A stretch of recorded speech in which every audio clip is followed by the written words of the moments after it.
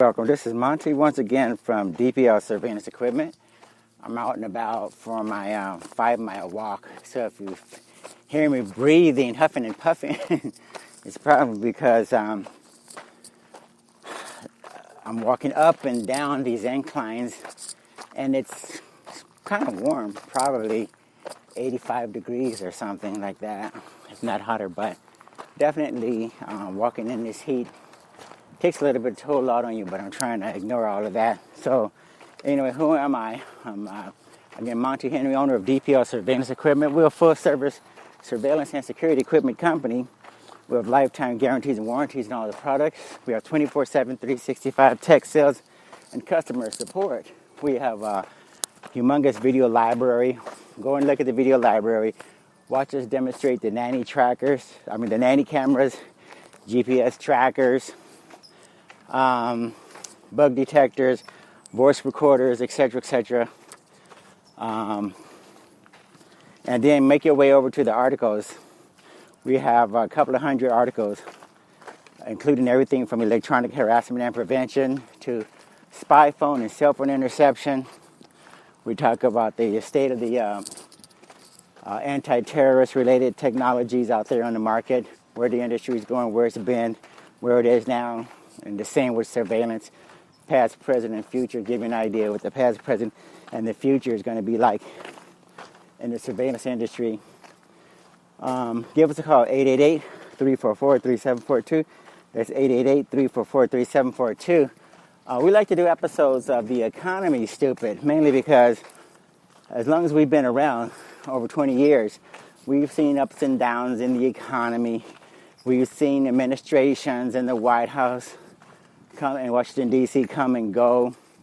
There's been a lot of cycles, business cycles. Things change, and we understand that. But a lot of people don't understand that. They don't understand sometimes when things are going very well, people get confused. When things are not going very well, people get confused. So we try to add some sort of meaning to what's going on so people can understand from a consumer perspective, from a business perspective, etc., etc. What is going on? How does it impact my personal life and my business? So here we go. Today's episode, I think it's on number 19 already. We should be on Is the Economy Stupid? This phrase was coined by Bill Clinton when he was in Washington, D.C.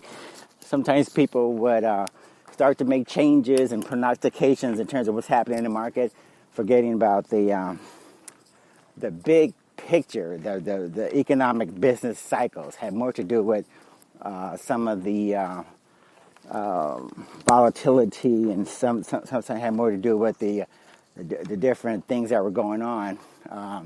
Not so much the day-to-day changes, but the big macro view. Sometimes that needs to be considered. So this particular episode, we're going to talk a little bit about, let's talk about credit cards.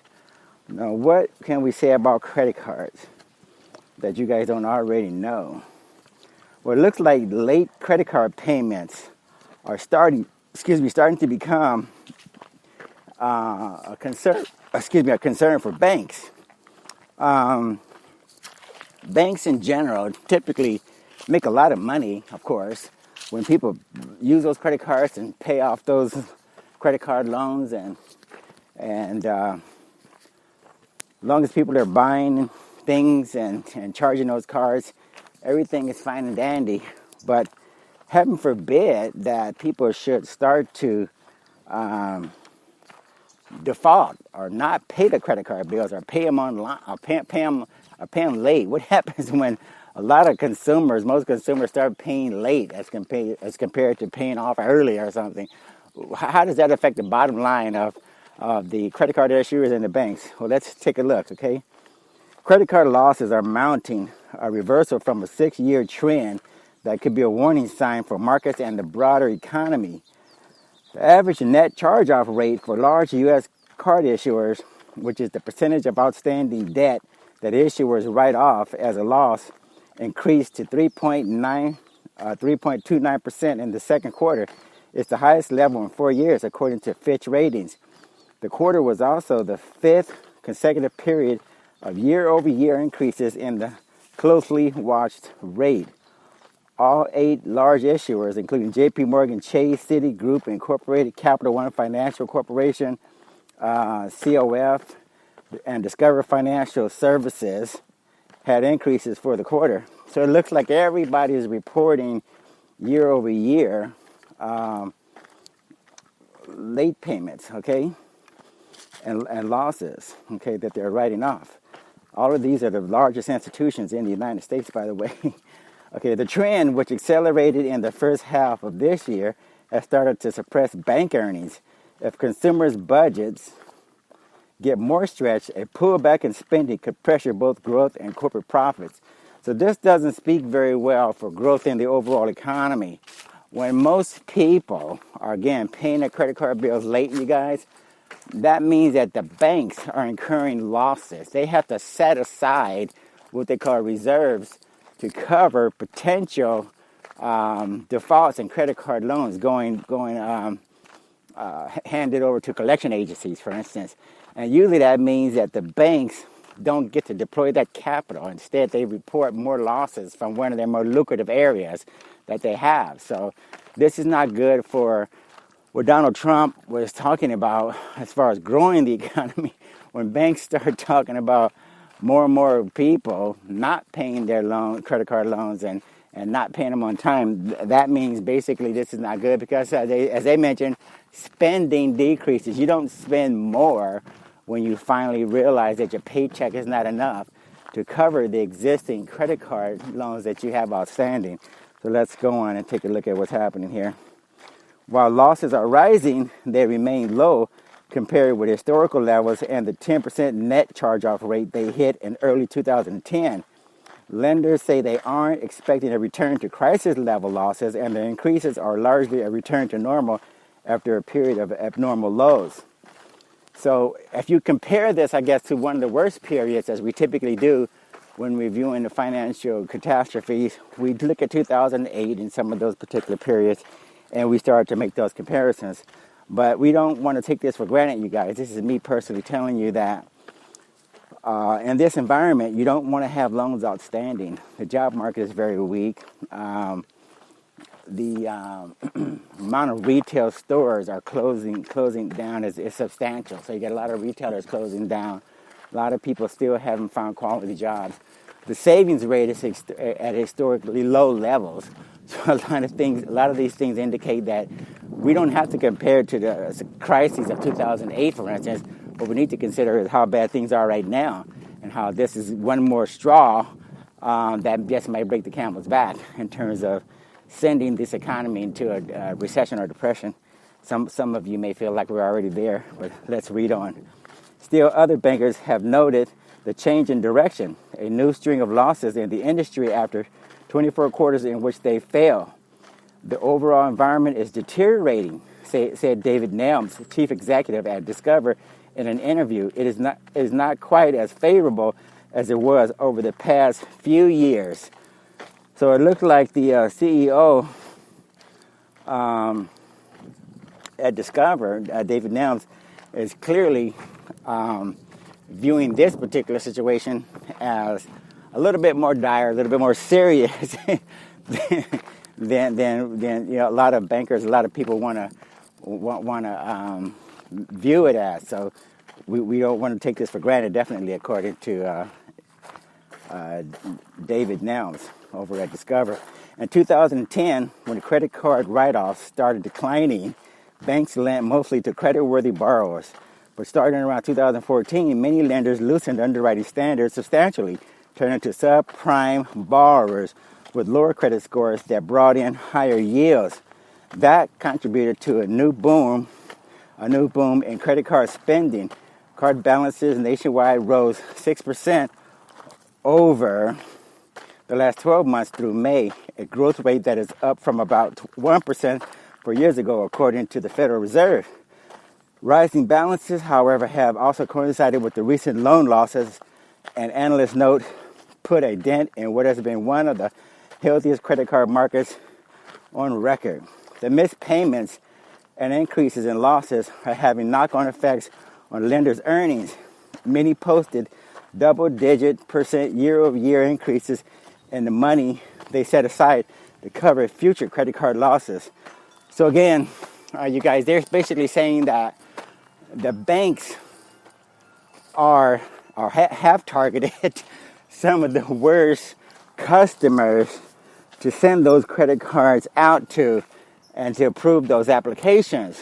When you have a growing number of customers who are subpar, what is known as subprime, and you're pushing credit cards on those people, this is bound to come back and bite you in the ass, okay? There's no way possible you can go lower and lower on the rung of the ladder, choosing borrowers who have little bit of savings, little bit of time on the job, no historical record of paying back, and you start forcing those guys to take these credit cards, basically, is what they're doing. So when you entice these people to take your credit cards and you know they're subprime borrowers, this is what happens, okay? Discover shares dropped 4% on Thursday, the day after the company reported that it increased loan loss provisions by 55%. And that's a large amount, and raised guidance for its 2017 overall net charge-off rate. It is hard in the short term to grow earnings when credit is moving against us, Mr. Nell said. So again, you guys, Discover is clearly pointing out that loan loss reserves are escalating. Okay, 55% is a large number, and loan loss provisions, again, are money set aside. Just like me and you, if we anticipate a problem, you lose your job, you lose your house, or something, medical issue comes up. Sometimes you have the ability to set aside, regardless whether you want to or not, but you have to set aside money, which comes out of the same money that you may use to do some of the things that you need to do or like to do, okay? So when you have to set aside money for potential emergencies, this is not an option. This is something you have to do if you're a bank. The regulators require it. So anyway, Discover is setting aside a lot of money to cover future losses. So the rising losses are occurring during a time of near record low U.S. employment. This is what I pointed out earlier, which suggests that credit performance could quickly weaken should the job situation turn. That's a little concerning, said Michael Tiano, a director at Fitch, another rating service. During the first quarter earnings period, some lenders and analysts pointed to delays in tax refunds as a possible reason for the pickup in card-related losses. But this quarter, charge-offs kept rising for many lenders, giving more credence to worries that consumers are taking on too much debt. So I've heard this before. When certain companies or businesses are anticipating that consumers turn over their refund checks from the government, from the IRS, when you are entitled to a refund and you go out shopping ahead of getting that refund, you are not the best ideal customer on the planet, okay? If I have to go out and buy a car in anticipation of using that money to buy my car or to pay some bills or whatever reason, then I'm usually not the most ideal borrower, okay? We need to be honest with ourselves. When you get your refund, and you've already committed to spending that refund check in 10 different places, that means you got problems, okay? That doesn't mean you're managing your money well. That means you got problems. And you're basically borrowing from the future to pay current debt. So as a consumer, this is a negative. As a bank or a company or anybody who thinks you're a good customer, waiting for your tax refund to do business with them, that person needs to have their head examined, okay? Let's move on. The card market is an indicator of consumers' ability to pay back their debts. Unlike mortgages, a much broader group of consumers have access to cards, and these accounts can fall low on the priority list of bill payments when household finances get tight. So this is very important to think about as well. When the going gets tough, people may not have a priority. The idea of paying the credit card debt, that may not be the highest priority. The highest priority usually has to do with keeping that car running so you can go back and forth to work. Maybe keeping food on the table if you can. and then your household and your rent payments, or your mortgage payments rather, and rent payments. Those are probably 3 or 4 or fifth on the ladder going down as priorities, mainly because you want to get back and forth to work, and that means maintain your transportation, maintain your car, maintain a way to get back and forth to work. And credit cards are way down on the list, unfortunately, for a lot of people. While overall consumer balance sheets look healthy, according to Federal Reserve data, some numbers suggest they are starting to stretch. Balances are growing faster than purchases charged to retail store cards from Synchrony Financial and Citigroup. Card losses in the United States are up at most big banks, including those that specialize in subprime lending or store credit cards. The net charge-off rate at Capital One in the second quarter increased more than a percentage point from the prior year. Citigroup's store card figure increased 0.63% percentage points, while Synchrony's overall rate rose more than 0.9 percentage points. So basically, these are subprime borrowers, and the balances on people's personal balance sheets, if you will, are not looking good. People are leveraged to the hilt. There's lack of savings, lack of investment. So when you get in trouble with your credit card debt in terms of managing it, you don't have a lot of flexibility in terms of how you're going to pay it or whatever, because you don't have the savings and the investment. So this is what basically they're saying. There's not a whole lot of flexibility with a lot of these customers. So the banks are going to have a good reason to be concerned. Let's see what else.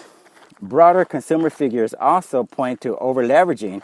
Non-mortgage consumer debt payments, including credit cards and auto loans, account for the largest share of consumers' after-tax income since 2009, according to an analyst at Barclays PLC. So far this year, several card lenders, including Capital One Financial Corp, Synchrony, and Synchrony, have raised projections for charge-offs. Investors are jittery about more revisions. So charge-offs is really the bad 4-letter word in the banking or credit card issuer industry. And as a retail business that I own myself, we unfortunately, we think this is kind of humorous, mainly because we've been complaining about chargebacks.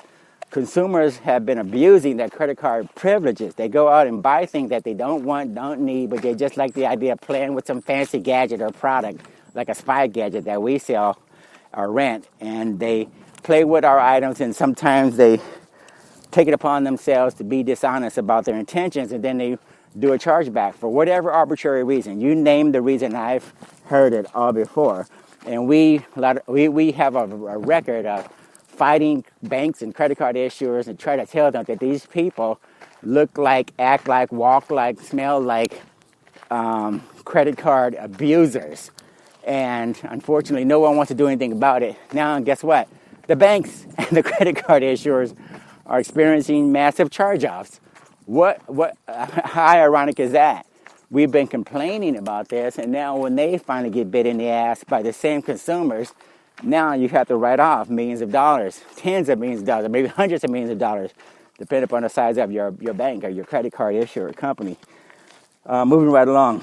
Alliance Data Systems Corporation, the third largest issuer of store cards by outstanding balances, had been guiding investors to a full year 2017 loss rate in the mid 5% range.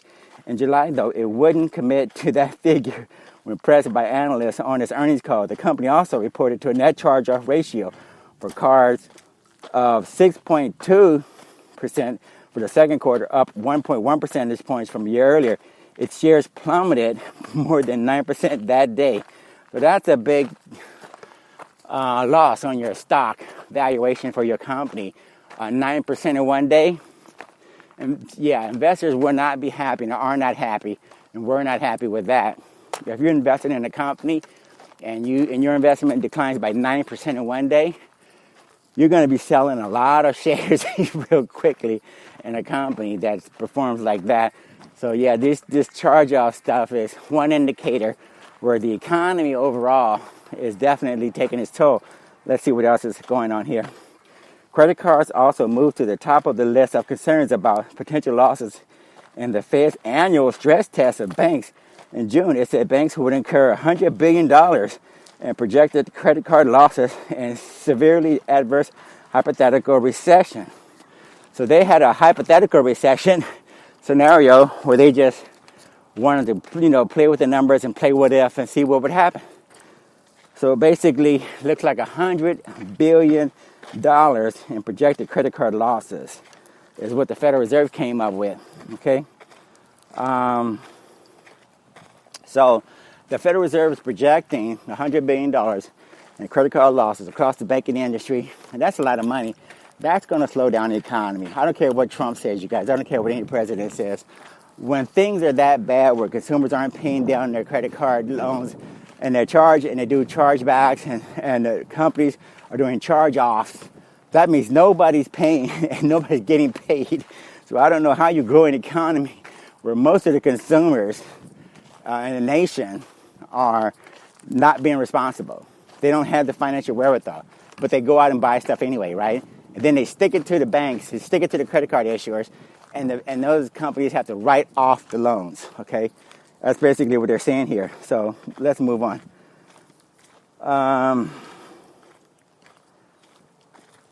Okay, you got $100 billion in projected credit card losses in a severely adverse hypothetical situation. Tied with commercial and industrial loans, cards ranked third.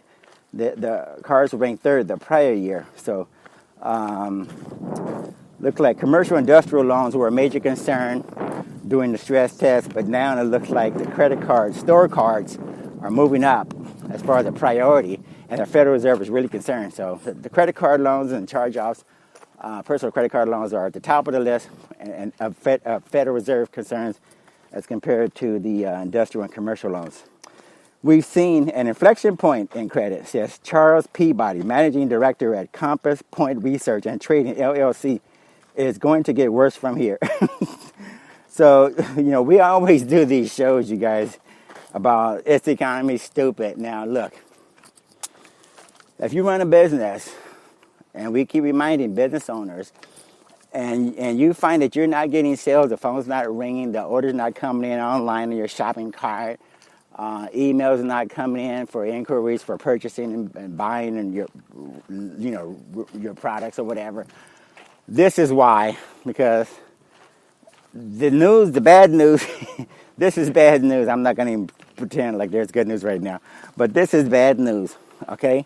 Credit card rates, credit card delinquency rates, and charge-offs and chargebacks by the banks themselves. Loan loss provisions are way up. Banks can't set aside enough money to pay off these deadbeat subprime borrowers that were given the ability to use credit cards. How do you, as a credit card issuer or a bank, send out tons of credit apps and then approve them for subprime borrowers who, in a sluggish economic environment, how do you don't think that that's not going to come back to haunt you? I have no idea. I guess someone is very, very overpaid in the banking sector to think that this is not going to be a problem. Okay, they're picking the worst of the crop, and they're giving them credit cards, and they encourage these people to go out and buy and spend, and then they stick it to merchants like myself. They do a chargeback, right? We have to eat that. And the real reason is because they can't even afford what they want, what they think they need, right? So if consumers are playing games with themselves and buying things that they can't afford or don't need or don't want, then yeah, it's gonna go back to haunt everyone. All the costs and charges and overhead built into the credit card system is a weight on the economy, okay? Because millions and billions of dollars are siphoned from the economy when banks are charging off and writing off and setting aside loan loss provisions for all of these personal credit card and store card loans. Okay, so anyway, this section of the It's Economy Stupid, number 19, is, again, designed to let you know there's a bigger picture, a bigger view, a macro view of the economy going on. We're in a business cycle that looks like it's very, very depression-ish or recession-ish, I guess. The difference between a recession and a depression is when it's a recession when it affects you. It's a depression when it affects me. So there you go. Give me a call if you have any need for bug detectors, X-ray baggage scanners, walk-through metal detectors, nanny cameras, listening devices. 888-344-3742. 888-344-3742. As I like to say at the conclusion of every podcast, share this with a friend, relative, enemy, associate. We don't give a damn who you share it with. Share it with someone. And let's see if we can make the world a more equitable and financially literate place to be a part of.